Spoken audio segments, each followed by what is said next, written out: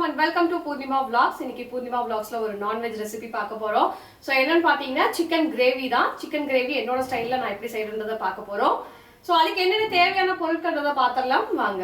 chicken gravyக்கு தேவையான chicken எடுத்து வச்சிருக்கேன். இதுல 1/2 kg அளவுக்கு chicken இருக்கு. சோ இதுக்கு தேவையான வெங்காயம், பெரிய வெங்காயம் எடுத்துர்க்கேன். சின்ன வெங்காயம் வந்துட்டு ஒரு 5-6 பல் எடுத்துர்க்கேன். தக்காளி 2 பழ அளவுக்கு எடுத்துர்க்கேன். கொஞ்சோண்டு கறிவேப்பிலை. இதுக்கு தேவையான மிளகாத்தூள், மல்லித்தூள், கரம் மசாலா, கொஞ்சமா வந்துட்டு சிக்கன் மசாலா எடுத்துர்க்கேன். இதுக்கு தேவையான அளவு உப்பு, இஞ்சி பூண்டு பேஸ்ட் கொஞ்சமா எடுத்துர்க்கேன்.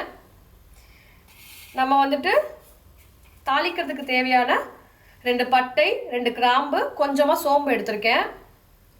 ஸோ கிரேவிக்கு தேவையான தேங்காய் எடுத்து வச்சிருக்கேன் அரைச்சு. ஸோ அந்த தேங்காய் விழுதில் பார்த்தீங்கன்னா கொஞ்சோண்டு மிளகு, ஜீரகம், சோம்பு, 2 வெங்காயம் வந்து சின்ன வெங்காயம் சேர்த்து அரைச்சி நான் எடுத்து வச்சிருக்கேன். ஸோ வந்துட்டு எப்படி செய்யலாம்ன்றது நம்ம பார்க்கலாம். ஸோ நம்ம வந்துட்டு அடுப்பை பற்ற வச்சுட்டு கடாய் வச்சுருக்கோம். கடாயில் எண்ணெய் சேர்த்துக்கிறோம்.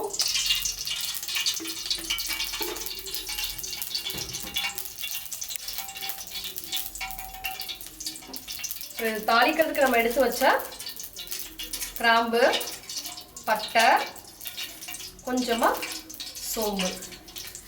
ஏன்னா நம்ம சோம்பு வந்து தேங்காயில் போட்டு அரைச்சிருக்கோம், அதனால நீங்கள் ரொம்ப ஜாஸ்தி போட வேணாம். ஜஸ்ட் தாளிக்கிறதுக்காக ஒரு 2-3 இது இருந்தால் போதும்.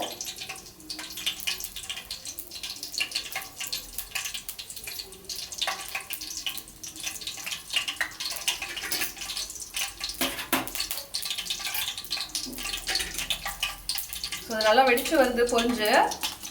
இந்த நேரத்தில் நம்ம எடுத்து வச்சிருக்க வெங்காயத்தை ஆட் பண்ணிக்கலாம்.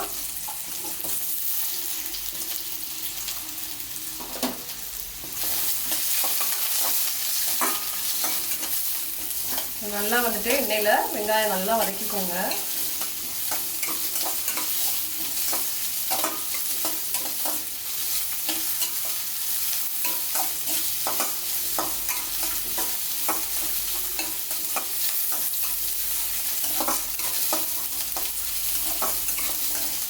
ஸோ வெங்காயம் பார்த்தீங்கன்னா நல்லா வதங்கி வந்துடுச்சு. ஸோ இந்த ஸ்டேஜில் வந்துட்டு நம்ம அரிஞ்சு வச்சுருக்க தக்காளியும் கருவேப்பிலையும் நம்ம சேர்த்துக்கிறோம். ஸோ நல்லா வந்துட்டு வதங்கி வரட்டும். ஸோ வெங்காயமும் தக்காளியும் பார்த்தீங்கன்னா நல்லா வந்துட்டு நல்லா வதங்கிடுச்சு, பார்த்தீங்கன்னாவே தெரியும். ஸோ இந்த ஸ்டேஜில் வந்துட்டு நம்ம இஞ்சி பூண்டு பேஸ்ட்டு சேர்த்துக்கிறோம். ஸோ 2 ஸ்பூன் அளவுக்கு நான் இஞ்சி பூண்டு பேஸ்ட்டு சேர்த்துக்கிறேன். ஸோ இதையும் வந்துட்டு நல்லா நான் பச்சை வாசனை போகிற அளவுக்கு நல்லா வதக்கிட்டு, ஸோ வதங்கினதுக்கப்புறம் நல்லா எண்ணெய் பிரிஞ்சு வரும். அந்த ஸ்டேஜ் வரைக்கும் நல்லா வதக்குங்க.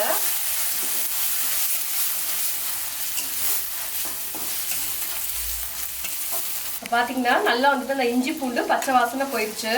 ஸோ எண்ணெய் பார்த்தீங்கன்னா நல்லா மேலால் அந்த நல்லா பிரிஞ்சு வந்திருக்கு, பார்த்தீங்கன்னாவே தெரியும். ஸோ இந்த ஸ்டேஜில் வந்துட்டு நம்ம வாஷ் பண்ணி வச்சுருக்க சிக்கனை ஆட் பண்ணிக்கலாம்.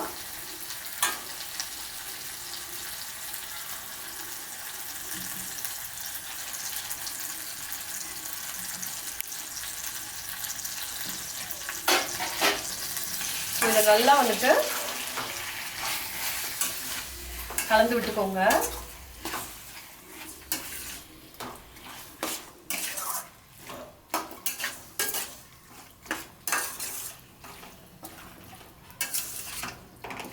இது அப்படியே நல்லா கலந்து விட்டுட்டு ஒரு 2 நிமிஷம் மட்டும் மூடி போட்டு நம்ம லைட்டா வேக வச்சுக்கலாம். ஸோ இது அப்படியே 2 நிமிஷம் நம்ம மூடி போட்டு வேக வச்சுப்போம். ஸோ இப்போ 2 நிமிஷம் அப்படியே விட்டாச்சு நம்ம. ஸோ இப்போ ஓப்பன் பண்ணி பார்ப்போம்.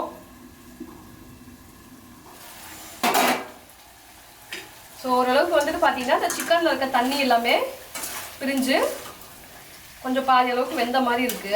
ஸோ இந்த ஸ்டேஜில் வந்துட்டு நம்ம மசாலா எல்லாமே நம்ம சேர்த்துக்க போகிறோம். ஸோ பார்த்தீங்கன்னாவே தெரியும். ஸோ இப்போ இதுக்கு என்னென்ன மசாலா நம்ம சேர்க்க போகிறோன்றதை பார்த்துடலாம்.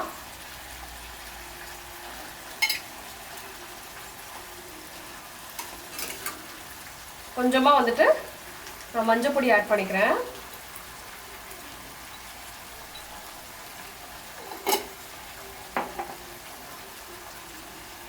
இதுக்கு தேவையான மிளகாத்தூள், ஒரு ஸ்பூன் அளவுக்கு நான் வந்துட்டு மல்லித்தூள் எடுத்துக்கிறேன். இதில் வந்துட்டு 1.5 ஸ்பூன் அளவுக்கு சிக்கன் மசாலா எடுத்து வச்சிருக்கேன், ஆட் பண்ணிக்கலாம். 1/2 ஸ்பூன் அளவுக்கு கரம் மசாலா எடுத்து வச்சிருக்கேன், அதையும் ஆட் பண்ணிக்கிறோம். சிக்கனுக்கு தேவையான உப்பு ஆட் பண்ணிக்கிறேன்.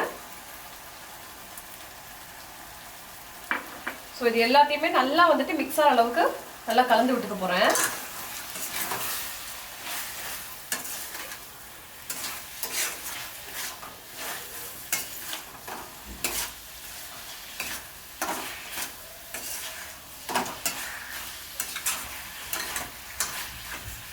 ஸோ மசாலாலாம் வந்துட்டு ஃபுல்லாக வந்து மிக்ஸ் ஆனதுக்கப்புறம் பார்த்தீங்கன்னாவே நல்ல கலர்ஃபுல்லாக சூப்பராக இருக்கும்.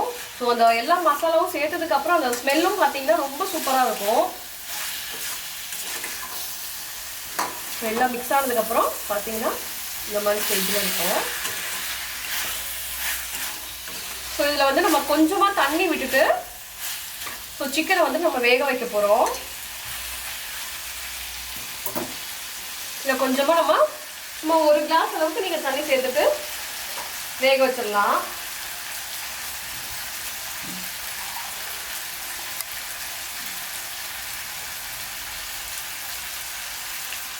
ஸோ 1 கிளாஸ் அளவுக்கு நான் தண்ணி வந்துட்டு ஆட் பண்ணிக்கிறேன். இப்போ நம்ம தண்ணி விட்டுட்டோம். ஸோ நல்லா கலந்து விட்டுட்டு வந்துட்டு மூடி வச்சுக்க போகிறோம். ஒரு 10 நிமிஷம் வந்துட்டு நல்லா வெந்து வரட்டும். ஸோ மூடி போட்டு வச்சாச்சு. 10 நிமிஷம் கழிச்சு நம்ம பார்ப்போம். நம்ம வந்து 10 நிமிஷம் ஆயிடுச்சு. ஸோ இதை அப்படியே ஓப்பன் பண்ணி பார்த்துருவோம். ஸோ நம்ம தண்ணி விட்டதெல்லாம் பார்த்தீங்கன்னா நல்லா சுண்டி ஓரளவுக்கு கெட்டி ஆயிடுச்சு. ஸோ சிக்கனும் பார்த்தீங்கன்னா ஸோ 3/4 அளவுக்கு நல்லா வெந்து வந்துருச்சு. ஸோ இந்த ஸ்டேஜில் வந்துட்டு நம்ம அரைச்சி வச்சுருக்க அந்த தேங்காய் உள்ளது வந்து நம்ம ஆட் பண்ணிக்குவோம். ஸோ இது வந்துட்டு 2 ஸ்பூன் அளவுக்கு நான் சேர்த்துக்கிறேன்.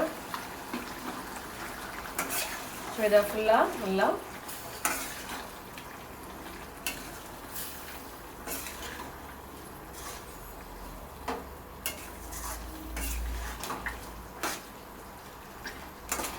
அரைச்ச தேங்காவும் நம்ம ஆட் பண்ணிவிட்டு ஒரு 5 மினிட்ஸ் மட்டும் நம்ம வச்சு மூடி போட்டு வச்சு நம்ம எடுக்க போகிறோம்.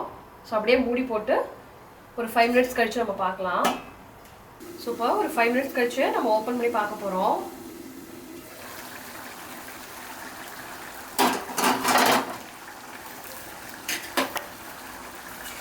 நல்லா பார்த்தீங்கன்னா சுண்டி ஸோ கிரேவி மாதிரி வந்துருச்சு. ஸோ சிக்கனும் பார்த்தீங்கன்னா நல்லா வந்துட்டு வெந்து வந்துருச்சு. ஸோ நம்ம வந்துட்டு கொத்தமல்லி இலையை தூவி நம்ம அப்படியே வந்து பாத்திரத்தில் மாற்றிக்க போகிறோம்.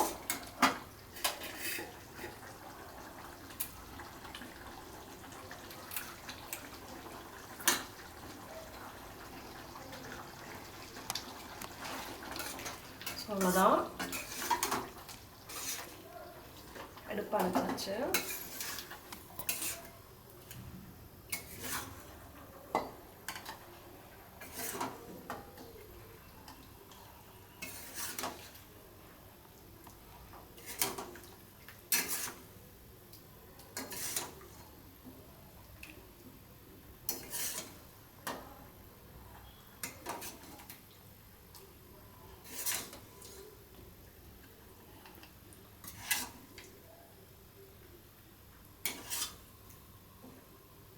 இன்னைக்கு வந்துட்டு சிக்கன் கிரேவி வந்துட்டு எப்படி செய்யறதுன்னு பார்த்தோம். ஸோ ரொம்ப சூப்பராக வந்திருந்தது. டேஸ்ட் வைஸும் சரி, அந்த கன்சிஸ்டன்ஸும் சரி, ரொம்ப சூப்பராகவே வந்திருந்தது. கண்டிப்பாக இதே மெத்தட்லேயே செஞ்சு பார்த்துட்டு எனக்கு எப்படி இருக்குன்றத உங்கள் ஃபீட்பேக்கை சொல்லுங்க கமெண்ட்ல. அண்ட் நம்ம சேனலை இப்போ தான் நீங்கள் ஃபர்ஸ்ட் டைமாக பார்க்குறீங்க அப்படின்னா மறக்காம சப்ஸ்கிரைப் பண்ணிடுங்க. பக்கத்தில் இருக்க பெல் ஐக்கானையும் ப்ரெஸ் பண்ணிட்டு அதில் ஆல்ன்ற ஆப்ஷன் நீங்கள் கிளிக் பண்ணிக்கோங்க. நான் ஃபர்தராக போகிற வீடியோஸ் எல்லாமே உங்களுக்கு நோட்டிஃபிகேஷனில் வரும். அண்ட் இந்த வீடியோ உங்களுக்கு பிடிச்சிருந்தது அப்படின்னா மறக்காம லைக் பண்ணுங்க, ஷேர் பண்ணுங்க, சப்ஸ்கிரைப் பண்ணுங்க. தேங்க்ஸ் ஃபார் வாட்சிங்.